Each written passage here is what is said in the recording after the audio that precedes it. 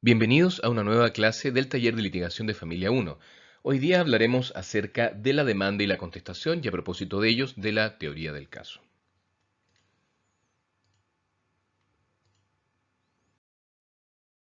Como se puede apreciar de la lectura de la Ley 19.968, se desprende en definitiva que la demanda debe cumplir con lo dispuesto en el artículo 254 del Código de Procedimiento Civil y además nos indica que debe contener la designación del tribunal, la individualización del demandante y de las personas que lo representen, la del demandado, la exposición de los hechos y el fundamento de derecho que se funda y la enunciación de las peticiones concretas.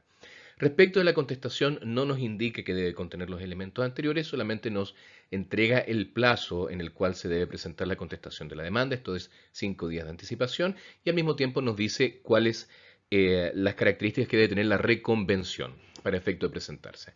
Pero no nos dice acerca de los requisitos de la misma, si debe tener la designación o no del tribunal, la individualización del demandado, de quién lo representa, la exposición de los hechos y respecto a los cuales funda su refutación, si debe constar de alegación y defensa. No nos dice nada de ello, pero nosotros entendemos en virtud del principio de contradicción que debe contenerlo. Ahora, más allá de esta simple enunciación, lo importante acá dice relación con el establecimiento de los hechos y la teoría, en definitiva, que presentan las partes para efecto de justificar sus pretensiones ante el tribunal. Y vamos a conversar acerca de cómo se construye esta teoría a través de la denominada teoría del caso. ¿Qué es la teoría del caso? Mucho se habla acerca de ella, pero nosotros vamos a trabajar con tres ideas centrales. La primera es la que nos plantea Andrés Weitelmann, que nos dice en definitiva que es la idea básica y subyacente de toda nuestra presentación en juicio, que no solo explica la teoría legal y los hechos de la causa, sino que vincula tanto la evidencia como es posible dentro de un todo coherente y creíble. Vale decir, para Weitelmann es la idea fuerza que subyace en toda la presentación del juicio que relaciona la teoría legal con los hechos y los medios de prueba. Por su parte, Rafael Blanco nos indica que es la idea central que adoptamos para explicar y dar sentido a los hechos que se presentarán como fundante de una historia, permitiendo dar cuenta de la existencia de una determinada teoría jurídica. Vale decir, nuevamente se resalta la idea de que es una idea central que da sentido a los hechos que se van a presentar como fundantes de una teoría jurídica. Sin embargo, recurriendo también a Mauet, nosotros tenemos que es una clara y simple historia sobre lo que realmente sucedió, desde su principio, desde su propio punto de vista. Debe ser consistente con la evidencia no controvertida y con su propia versión de la evidencia controvertida y la aplicación del derecho sustantivo. No solo debe mostrar qué ocurrió, sino que además debe explicar por qué las personas actuaron como lo hicieron. Debe ser una historia persuasiva que será la base de su evidencia y argumento durante el juicio. Vale decir, en principio la teoría del caso es nuestra versión de los hechos, nuestra historia. O en palabras simples, nosotros tenemos que la teoría del caso es nuestra simple, lógica y persuasiva historia acerca de lo que realmente ocurrió. Vale decir, nuestra versión de los hechos y que en definitiva relaciona tanto nuestra narración fáctica con nuestra teoría jurídica y los medios de prueba que vamos a utilizar. La forma de construcción, la teoría del caso, dice relación primero con establecer los hechos y la teoría jurídica que van a fundar nuestra presentación. Ello nos permite después realizar la búsqueda y selección de la prueba adecuada. En un tercer paso nos permite depurar la prueba. En un cuarto paso nos permite valorar la prueba. Y junto con eso nosotros finalmente en un paso 5 vamos a construir la teoría del caso. Beneficios de tener una teoría del caso: nos permite ordenar y clasificar la información del caso, dirigir la búsqueda de evidencia, seleccionar la evidencia admisible, establecer el orden de la presentación, detectar las debilidades propias y ajenas, ayudar a preparar la demanda o su contestación y preparar desde ya el contenido de las observaciones a la prueba. La teoría del caso, y esto es muy importante, se construye pensando en las observaciones a la prueba. Yo cuando construyo mi teoría del caso no lo hago pensando en la demanda, ni lo hago pensando solamente en la prueba que voy a utilizar. Lo hago pensando en el resultado final del juicio. Lo hago pensando en la sentencia, en lo que yo espero conseguir del tribunal, aun antes de que el mismo tribunal sepa qué es lo que va a resolver. Las características de la teoría del caso, la primera de ellas es que es única, salvo en peticiones subsidiarias. Acá se pone como, por ejemplo, en el caso de materia laboral, la existencia de la subsidiariedad respecto a la pretensión de la tutela y la del despido justificado. En materia de familia, nosotros tenemos de que normalmente las teorías del caso son únicas, salvo que vayan relacionadas con distintas demandas. Pensemos que existe un principio de acumulación necesaria respecto de aquellas materias que se ven en familia. Es flexible dentro de los parámetros fijados, vale decir, una vez que yo expliqué y desarrollé mi teoría del caso, esta admite cierto grado de flexibilidad, pero sin cambiar sus cualidades esenciales. Es sencilla, la teoría del caso no debe ser compleja. Es lógica, la teoría del caso no es irracional. Debe tener una suficiencia jurídica, vale decir, no debo necesitar de recurrir a otros textos o a otras ideas para efecto de poder complementarla. Elementos de la teoría del caso: tenemos elementos jurídicos, que es el derecho aplicable, tenemos elementos fácticos, que es la narración circunstanciada, y tenemos elementos probatorios, que son los medios de confirmación. Ahora construyamos una teoría del caso. El primer paso es la denominada teoría del caso en el caso concreto, que es el establecimiento de los hechos. La forma de realizarlo es a través de un brainstorm. Acá no se descarta ninguna idea en principio. Todos los hechos y todas las narraciones son bienvenidas. El proceso de depuración es al final, una vez que ya hemos agotado esta idea. Los hechos nos permite determinar desde ya cuáles son los hechos no controvertidos que van a existir en el juicio, y también nos permite identificar cuáles van a ser los hechos controvertidos. Y de esa forma, al tener claro cuáles van a ser los hechos no controvertidos y controvertidos de acuerdo al establecimiento de nuestra teoría del caso, nos permite, primero, fijar los hechos a probar desde antes, tener claro cuál va a ser el debate de exclusión de prueba por impertinencia. Nos va a permitir tener cuidado con las relatividades en cuanto a la aceptación o rechazo de los hechos, dependiendo de cómo va a afectar a nuestra propia teoría del caso. También nos permite apuntar a un fallo inmediato en la audiencia preparatoria, en caso de que no hayan hechos controvertidos o estos no estén, o la prueba se encuentre a disposición del tribunal. También nos permite determinar cuál es la prueba a rendir en un juicio oral, y finalmente nos permite determinar, como ya les dije, cuál va a ser el contenido de la sentencia aún antes de que el mismo tribunal lo sepa. Y estos hechos los debemos tener siempre determinados antes de la audiencia. De manera que en la audiencia preparatoria nosotros simplemente hagamos un checklist entendiendo de que están los hechos que nosotros entendemos como controvertidos y aquellos hechos que entendemos por no controvertidos. El segundo paso es la búsqueda y selección de prueba. Los medios de prueba deben apuntar en definitiva a distintos objetivos. Tenemos prueba de carácter afirmativa, que es la que pretende reforzar nuestra narración. Tenemos prueba de refutación, que es aquella que nosotros estamos seleccionando para efecto de contradecir los argumentos y la narración de la contraria. Tenemos prueba de credibilidad, que es aquellos medios de prueba destinados a darle credibilidad a otros medios de prueba, en nuestro caso, que puede ser afirmativo o de refutación. Prueba explicativa, que nos permite desarrollar mejor cómo ocurrieron los hechos una vez que ya lo hemos afirmado. Prueba emocional, que si bien no está directamente relacionada con la acreditación de los hechos, permite producir en el tribunal una cierta reacción emocional en nuestro favor. La prueba directa, que dice relación con la acreditación de los hechos que nosotros hemos afirmado como parte de nuestra teoría del caso. Y la prueba circunstancial, que es aquella que no apunta al establecimiento de los hechos de la teoría del caso, pero nos permite justificar o reforzar los puntos que ya hemos señalado. El paso número 3 es la depuración de la prueba. Vale decir, una vez que yo ya tengo cuáles son los hechos que entiendo que van a estar controvertidos y tengo cuáles son los hechos que forman parte de mi narración, selecciono todos los medios de prueba y procedo inmediatamente a realizar un análisis de lo mismo para efecto de depurarlos y llegar al tribunal con aquellos medios de prueba que realmente pueden aportar a la discusión. Respecto de ello, la regla general es información de alta calidad. Y las reglas de exclusión nosotros las vamos a encontrar en los artículos 26 bis y 31 de la Ley 19.968. Y esto dice en relación con los conceptos de pertinencia, inconducencia, dilación e ilicitud. En cuanto al criterio de la exclusión de prueba por ilicitud de la misma o por haber sido obtenida con infracción a garantías fundamentales, existe todavía una discusión en doctrina con argumentos a favor y en contra de la existencia de esta posibilidad de excluir la prueba. En cuanto a los argumentos a favor, tenemos que se refiere a que obtener prueba con infracción de garantías fundamentales sería una actitud inmoral. En ese sentido, que el fin último, vale decir, tratar de encontrar la verdad a lo largo del proceso para realizar la subsunción normativa, no justificaría la vulneración de garantías fundamentales, en otras palabras, que el fin no justifica los medios, que la actuación de las partes y del Estado debe ajustarse al marco legal y que el precio que estaríamos pagando, este famoso precio fatal por posible impunidad, tiene menor relevancia frente a los otros valores como la protección de los derechos fundamentales que se encuentran en el juego.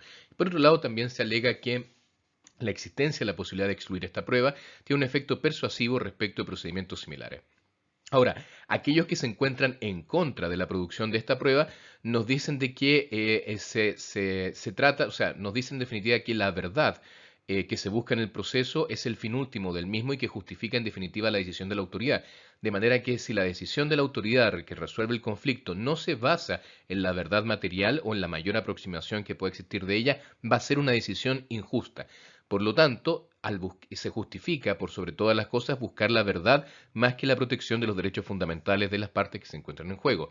También nos dicen de que esta famosa ilicitud entorpecería el accionar de la justicia, lo cual tiene un alto costo para la sociedad, que es la impunidad, y finalmente que no existe este famoso efecto persuasivo respecto de casos similares.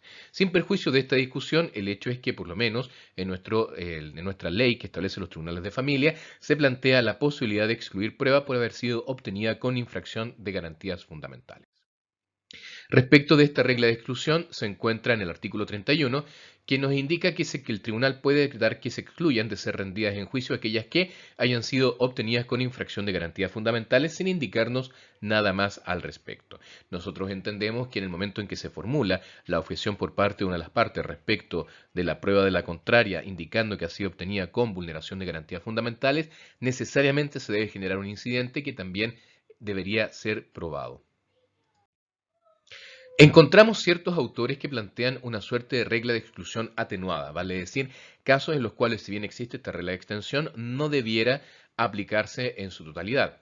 Y esta dice relación con el argumento de entender que la rigidez de la regla de exclusión debe ser corregida en casos de gravedad notable y excepcional, vale decir que muchas veces la necesidad del establecimiento de los hechos supera de manera la necesidad de protección de los derechos fundamentales en atención del bien jurídico que se encuentra protegido. Acá podríamos hablar, por ejemplo, de la protección del menor o de la existencia de casos de violencia intrafamiliar. En estos casos podría entenderse de que aun cuando se haya obtenido con infracción de garantías fundamentales la prueba que pretende acreditar la existencia de este ilícito, podría ser admitida por el tribunal dado la atención de que es un caso de carácter grave.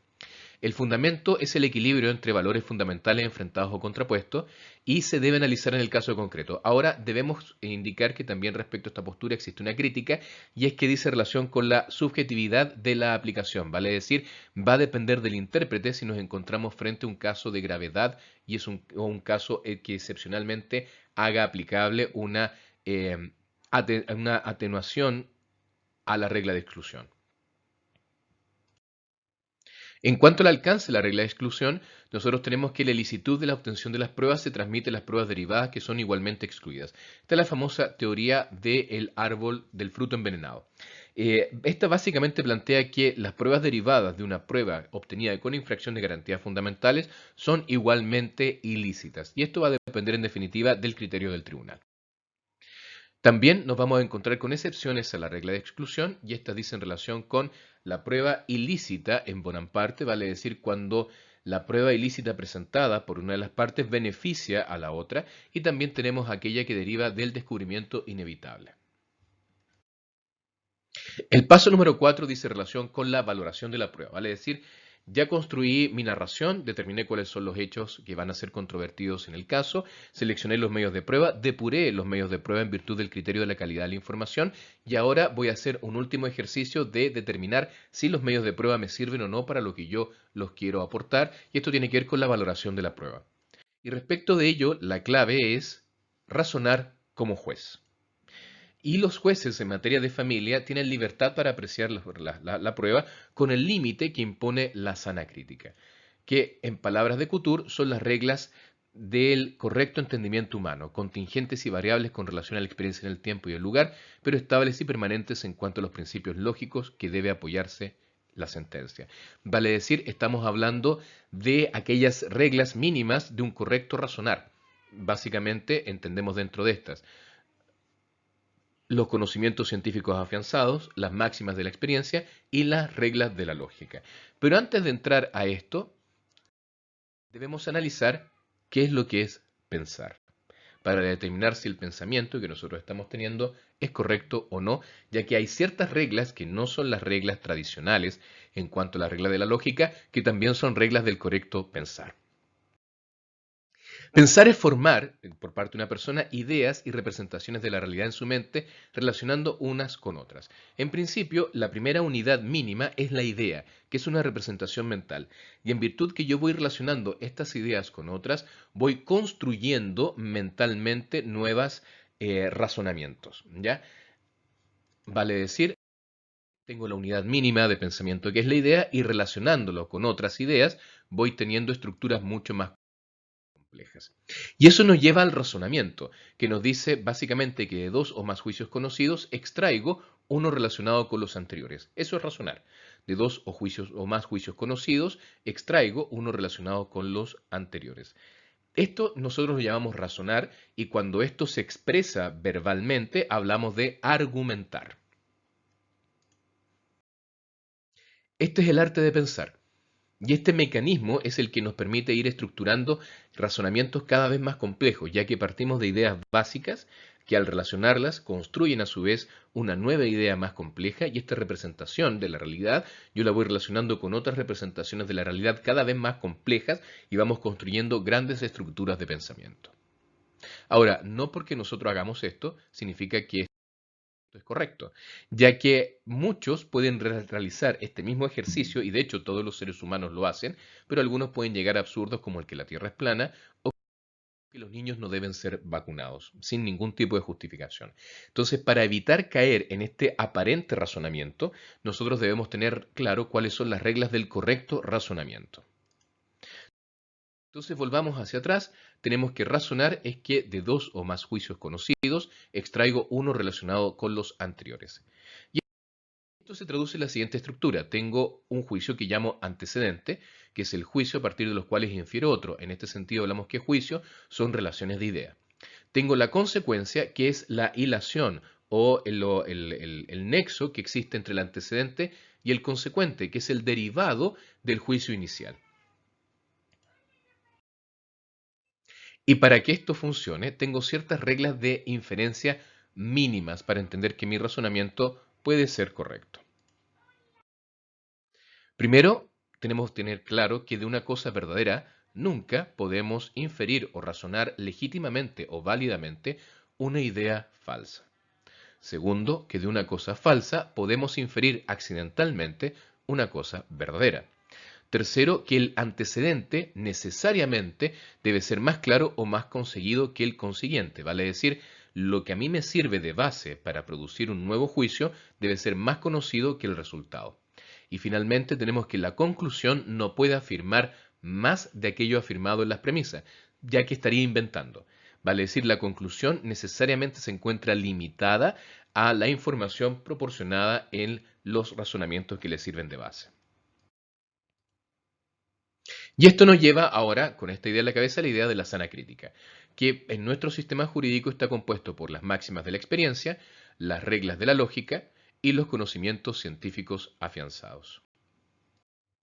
Cuanto a las máximas de la experiencia, Stein las define como juicios hipotéticos de contenido general, independientes del caso concreto a decidir en el proceso y de sus circunstancias singulares, adquiridas mediante la experiencia, pero autónomas respecto de los casos singulares de cuya observación se infieren y fuera de las cuales presentan valor por otros casos. Vale decir, las máximas de la experiencia son conclusiones que yo extraigo de la vida cotidiana en virtud de un razonamiento de carácter inductivo que me lleva a concluir ciertos elementos. Por ejemplo, es más probable que llueva en invierno que en primavera. Es más probable que haga calor en verano que en invierno.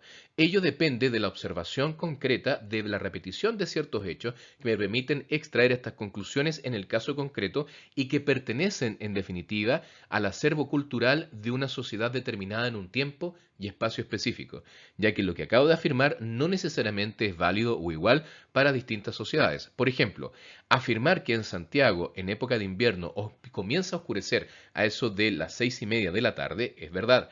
Pero si yo afirmo que en toda ciudad se oscurece a esa hora, estoy cometiendo un error, puesto que en definitiva hay ciudades en el mundo en las cuales se empieza a oscurecer recién a partir de las 10 de la noche y hay otras en las cuales comienza a oscurecer a las 4 de la tarde. Entonces va a depender mucho de la situación fáctica en la cual yo me encuentre o se encuentre en definitiva el auditorio, que en este caso corresponde al tribunal.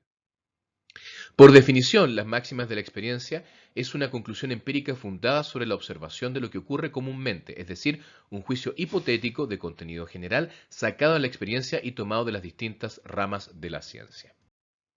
Las características de esta constituyen razones inductivas acreditadas en la regularidad o normalidad de la vida, corresponden a lo que llamamos sentido común, no requieren ser acreditadas mediante medios de prueba y el juez debe elegir una y que sea la más aplicable en el caso concreto.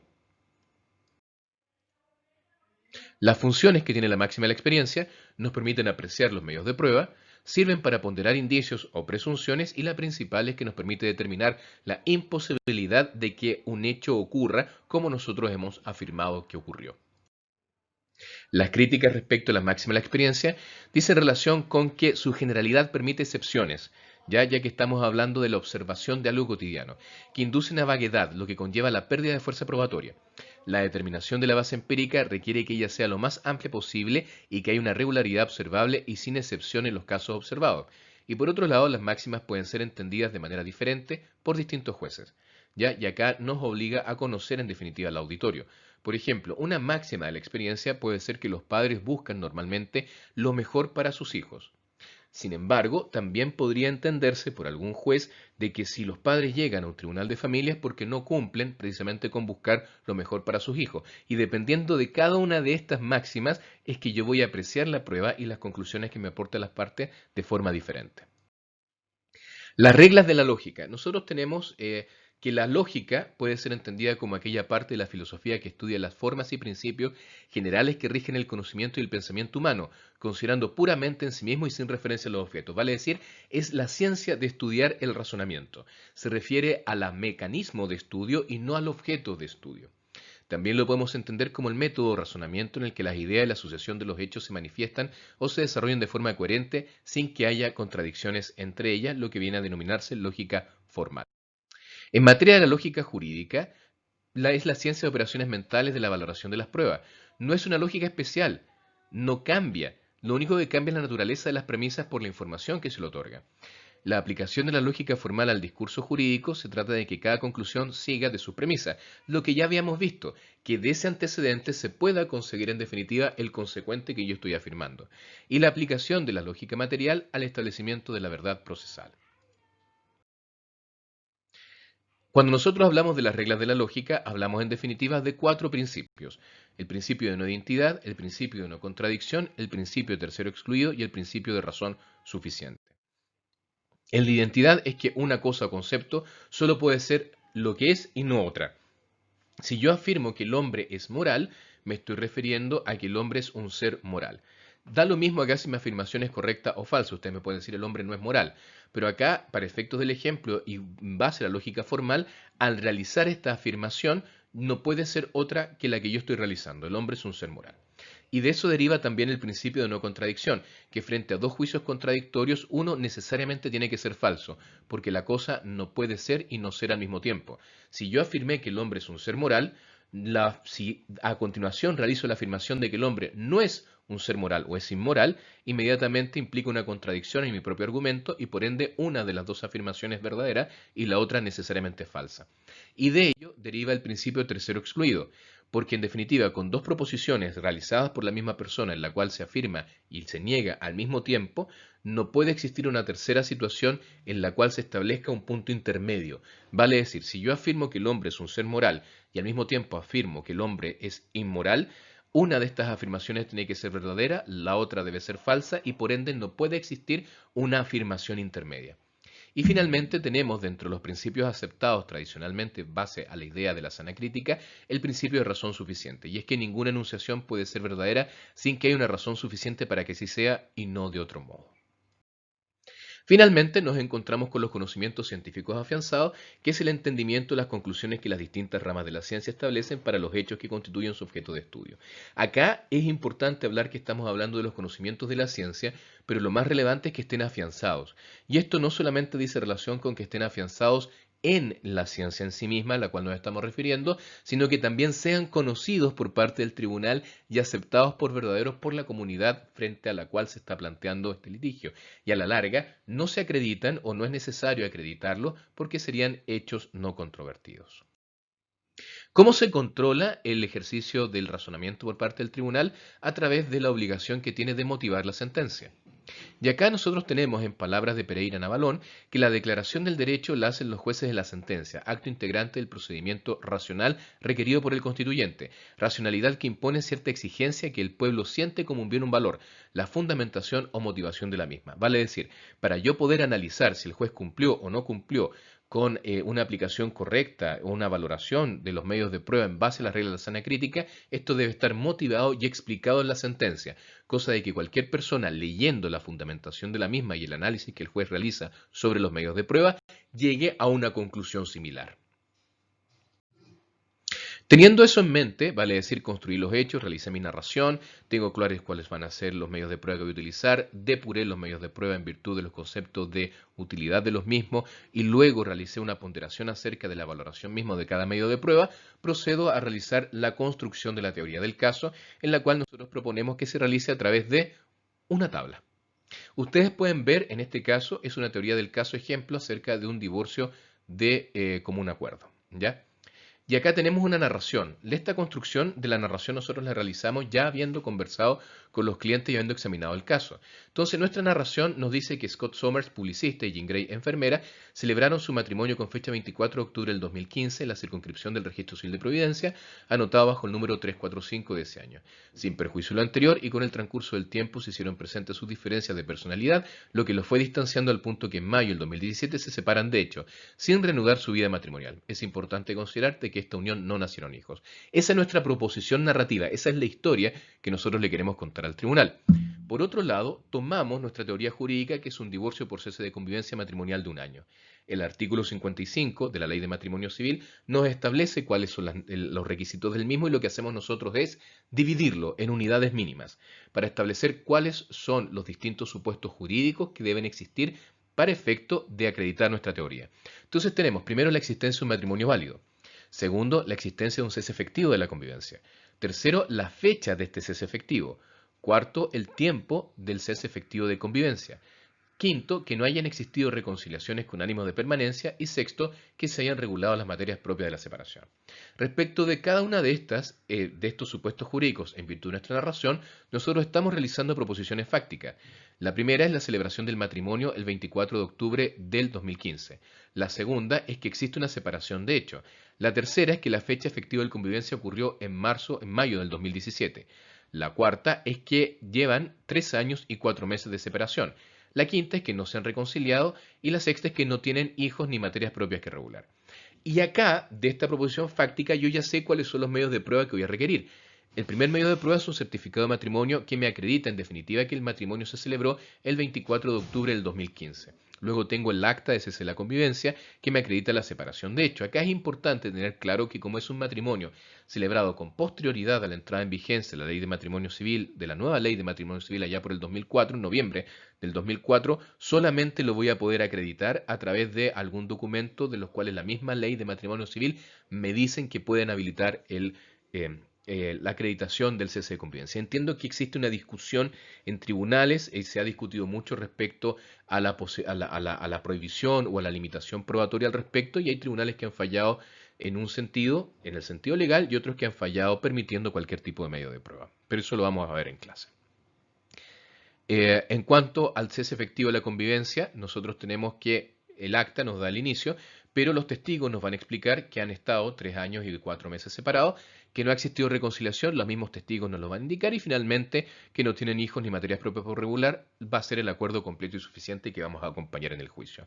Y como observación, solamente tenemos que tener claro cuáles van a ser los testigos que van a deponer. Si ustedes se dan cuenta, en base a este cuadro, yo puedo proceder inmediatamente a redactar la demanda y también tengo claro cuáles son los medios de prueba que voy a utilizar, constituyendo la última etapa de la construcción de la teoría del caso.